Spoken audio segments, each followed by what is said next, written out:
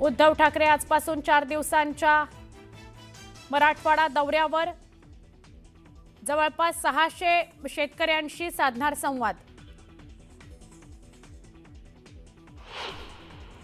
मुख्यमंत्री देवेंद्र फडणवीस आणि शरद पवार एकाच मंचावर. प्रतापसिंह जाधवांच्या 80व्या वाढदिवसानिमित्त आयोजित कार्यक्रमात नेते काय बोलतात, सगळ्यांचं लक्ष.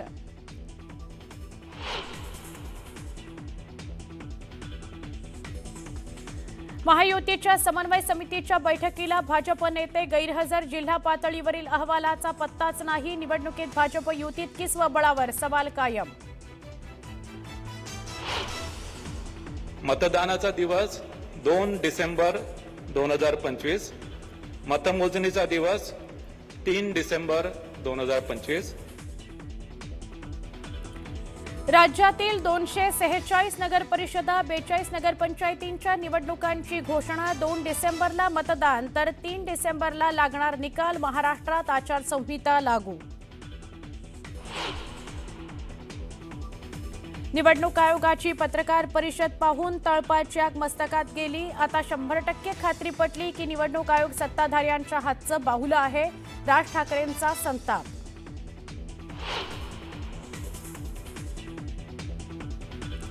दुधाचा अभिषेक घालायला हा काय देव आहे का? हे असले धंदे करतात आणि मला मास्टरमाइंड म्हणतात. रामराजेंनी रणजितसिंह नाईक निंबाळकरांना सुनावलं. तर डॉक्टर तरुणीच्या आत्महत्या प्रकरणी सखोल तपास करण्याचीही मागणी.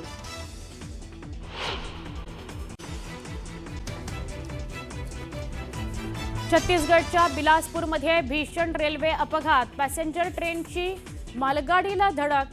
अपघातामध्ये 8 प्रवाशांचा मृत्यू तर 5 जण जखमी.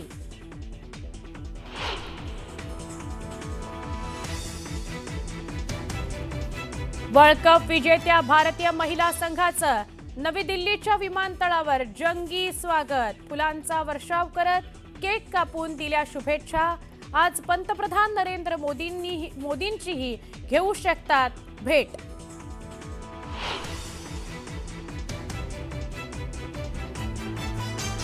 आणि हिमाचल प्रदेश आणि जम्मू काश्मीरमध्ये बर्फवृष्टी. तापमानात घट. गुलमर्गसह परिसरात बर्फाची चादर. पर्यटकांमध्ये आनंद. ची संख्या लक्षणीय आहे आणि केवळ विरोधकच नाही तर सत्ताधाऱ्यांकडून देखील दुबार मतदारांचा मुद्दा उपस्थित केला जातोय. असं असलं तरी मतदार याद्या सदोष असूनही अधिकारी मात्र याबाबत ठोस उत्तर देऊ शकले नाहीत. दुबार मतदारांची नावं वगळण्याविषयी आयोगाकडून विशेष उपाययोजना केल्याचं ते म्हटलेत. मात्र ही वेळखाऊ पद्धत असून निवडणुकीपूर्वी मतदार यादी स्वच्छ होणं शक्य नसल्याची आता विरोधकांकडून टीका होऊ लागली आहे. एकूणच मतदार याद्यांमधील घोळाबाबत उपस्थित करण्यात आलेल्या प्रश्नांना निवडणूक आयोगानं गोलगोल उत्तर देत वेळ मारून नेल्याचं पाहायला मिळालं. त्यामुळेच नगरपरिषद आणि नगरपंचायतीच्या निवडणुकीत दुबार मतदार याद्यांचा मुद्दा आगामी काळात तापणार आहे.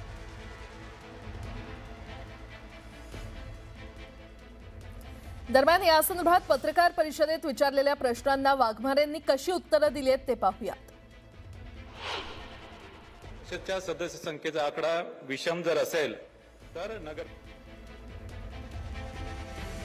दुबार मतदान रोखण्यासाठी काय करणार असा हा महत्त्वाचा प्रश्न वाघमारेंना विचारण्यात आला. त्यावर त्यांनी म्हटलं की दुबार मतदारांसमोर डबल स्टार असं चिन्ह नोंदवण्यात येणार आहे. दुबार नोंदणी असलेल्यांशी संपर्क केला जाणार आहे.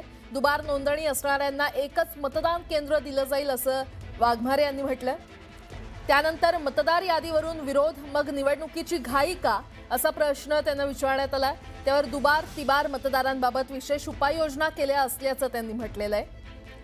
त्यानंतर लोकसभा आणि विधानसभा निवडणुकीत दुबार मतदान झालं का असा देखील सवाल त्यांना करण्यात आला.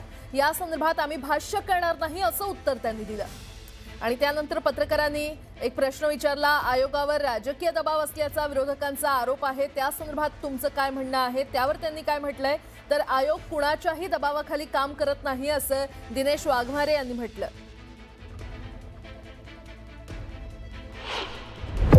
सत्ताधारी पक्ष सोडले तर सगळे सर्वपक्षीय पक्षांचा विरोध असताना मतदान घेण्यासाठी एवढी घाई का? जोपर्यंत पारदर्शकता येत नाही, मतदार याद्यामध्ये दुबार मतदार आहेत, तिबार मतदार आहेत, एका ठिकाणी एका घरामध्ये 40-45 लोकांनी मतदान केलं, असं असताना मग घाई का मतदान घेण्याची? एका घरामध्ये 40पेक्षा जास्त मतदार नोंदले गेलेले आहेत, चुकीच्या पत्त्या आहेत.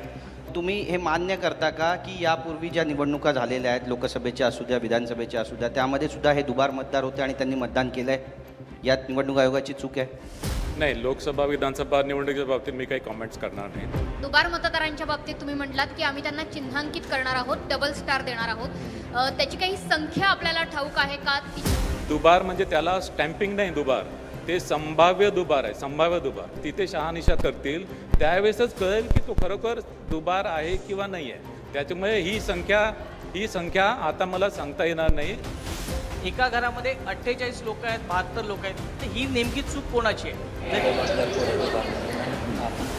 सुलभ शौचालय असेल किंवा आयुक्तांच्या घराची यादी आहे, त्याला जबाबदार नेमकं कोण आहे? नाही, आता याच्यामध्ये ही जी यंत्रणा आहे, मतदार यादीची यंत्रणा वेगळी आहे. ही ॲक्च्युली मग याच्यावर तुमचा वचक नाहीये का या यंत्रणेवर? आम्ही फक्त ती यादी अडॉप्ट करतो. दरम्यान निवडणूक आयोगाच्या पत्रकार परिषदेनंतर राज ठाकरे यांनी एक्सवर पोस्ट शेअर करत संताप व्यक्त केलेला आहे. निवडणूक आयोग हे सत्ताधाऱ्यांच्या हातचं बाहुलं आहे असं राज ठाकरे यांनी आपल्या पोस्टमध्ये म्हटलेलं आहे. ट्विट करत त्यांनी आयोगावर टीका केली आहे. या पोस्टमध्ये राज ठाकरे यांनी नेमकं काय म्हटलंय आपण ते पाहूयात. आजच्या निवडणूक आयोगाच्या पत्रकार परिषदेची क्लिप मला कोणीतरी पाठवली. ती पाहून तळपायाची आग मस्तकात गेली आणि आता 100% खात्री पटली की निवडणूक आयोग स्वायत्त आहे, हे फक्त संविधानात आहे. हे सत्ताधाऱ्यांच्या हातचं बाहुलं आहे. दुबार मतदार नोंदणीपासून ते मतदार यादीतील अनेक घोळ या सगळ्यावर एकही प्रश्न विचारल्यावर जर निवडणूक आयोगाला एकही उत्तर देता येत नसेल किंवा द्यायची इच्छा नसेल तर तुमचा उपयोग काय? जबाबदारी तर तुम्ही केव्हाच झटकली आहे. आता उत्तरदायित्व पण नाकारणार. मग तुमच्या पदाचं करायचं काय? महाराष्ट्रातील जनतेनं ही क्लिप जरूर पहा. तुमच्या मतदानाचा ढळढळीत अपमानाचा उगम कुठून आहे हे तुम्हाला कळेल. बाकी या पत्रकार परिषदेत प्रश्न विचारून निवडणूक आयोगाची भंबेरी उडवणाऱ्या पत्रकारांचं मनापासून अभिनंदन असं राज ठाकरे यांनी आपल्या पोस्टमध्ये म्हटलेलं आहे. दरम्यान याच मुद्द्यावरून आता राजकीय आरोप प्रत्यारोपांचा सामना रंगलाय. पाहूयात. ही जी निवडणूक आहे ही लोकशाहीला अनुसरून नाही. आम्ही याचा तीव्र शब्दात निषेध करतो. ज्या पद्धतीने या निवडणुका लादल्या जात आहेत, या फसव्या निवडणुका होण्याची शक्यताच जास्ती वाटते. या सगळं बघितल्यानंतर एवढे मोठे पुरावे दिल्यानंतर देखील मतदार यादी व्यवस्थित न होता निवडणुकीचा घाट सुप्रीम कोर्टाचा निकालाचा कांगावा करत सरकारच्या दबावाखाली कुठेतरी ह्या त्यांनी लावलेल्या आहेत. आता या महाराष्ट्रातली जनता आणि नागरिक त्यांना लोकशाहीच्या माध्यमातून धडा शिकवल्याशिवाय राहणार नाही. खोटे आधार कार्ड, खोटे वोटिंग कार्ड याचा वापर करून याच्यावर तुम्ही कंट्रोल कसं करणार आहात, त्याच्यावर तुम्ही लक्ष कसं देणार आहात, ते क्रॉस व्हेरीफाय कसं करणार आहे, ते खरं आधार कार्ड आहे, खरं वोटिंग कार्ड आहे का नाही आहे. फोटो छोटा असेल तर तुम्ही अलाव करणार नाही का, खरा फोटो असेल तर अलाव करणार नाही का, वय मॅच नसेल होत तर तुम्ही काय करणार आहात.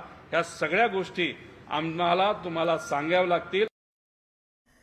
मतदार याद्यांमधील घोळावरून सत्ताधारी आणि विरोधकांमध्ये रणकंदन सुरू झालंय. राज ठाकरेंनी कल्याण ग्रामीण, डोंबिवली आणि भिवंडीतल्या दुबार मतदारांचा पर्दाफाश केला.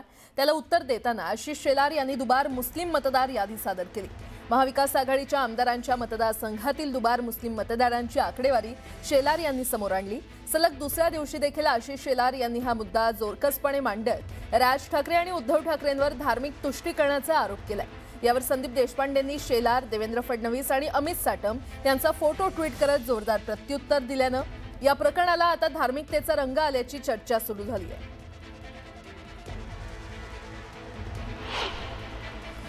दुबार मतदार केवळ हिंदू आणि दलित आणि मराठीच यांना दिसत आहेत. मुस्लिम दुबार मतदारांवर हे तोंड उघडायला तयार नाहीत आणि यांच्या भूमिका मुस्लिम धार्जिण्य आहेत. काँग्रेस मुस्लिम धार्जिण्य होतीच. उद्धव ठाकरे यांच्या पक्षाची भूमिका हिंदू द्वेषाची आहे आणि राज ठाकरेंनी मांडलेली भूमिका ही मराठी द्वेषाची आहे. आणि म्हणून राज ठाकरे यांनी दिलेली नावं ही केवळ मराठी भोईर, पाटील पण अन्य नावं आणि अन्य दुबारावर हे तोंड उघडू पाहत नाहीत आणि त्यामुळे जाती जाती धर्माधर्मात वितुष्ट तुझा भाव वेगळी मांडणी आणि म्हणून यांचं कथानक आता डिस्ट्रॉय झालंय. दरम्यान शेलार यांच्या या टीकेनंतर संदीप देशपांडेंनी एक फोटो ट्विट करत डिवचलेला आहे. आपण पाहूयात. यात शेलार यांचा एक फोटो संदीप देशपांडेंनी शेअर केला असून त्याखाली देशपांडेंनी केलेल्या ट्विटमध्ये आशिषुद्दीन यांच्यासाठी अमित साटम यांच्या मतदारसंघातील बोगस घोटाळा असा उल्लेख केलेला आहे. दुबार मतदार हा दुबार मतदार असतो, बोगस मतदार हा बोगस मतदार असतो. त्याला जात धर्म भाषा हे काहीही नसतं. आणि सन्मान्य राजसाहेबांनी जे सांगितलंय, बोगस मतदाराला आम्ही त्याच पद्धतीची ट्रीटमेंट देणार, मग तो कुठली जाती धर्माचा असो. पण जाणीवपूर्वक याच्यात हिंदू मुस्लिम शीख इसाई करायचं हे भाजपचं नॅरेटिव्ह पसरवण्याचं साधन आहे. मला असं वाटतं ते या ट्विटमधनं आम्ही उघडं केलं आहे की किती खोटारडे आणि दुतोंडी हे भाजपचे नेते आहेत. ते म्हणायचं मुस्लिम मतदार, आम्ही मुस्लिमांचं, काल मला त्यांचं एक वाक्य आठवतं आहे शेलारांच्या प्रेस कॉन्फरन्समधलं, जस्टिस फॉर ऑल आणि अपीजमेंट फॉर नन असं ते म्हणाले. म्हणजे कोणाचंही तुष्टीकरण नाही, सगळ्यांना न्याय. मला असं वाटतं जो फोटो आहे तो तुष्टीकरणाचा फोटो आहे का जस्टिसचा फोटो आहे हे एकदा आशिष शेलारांनी सांगावं.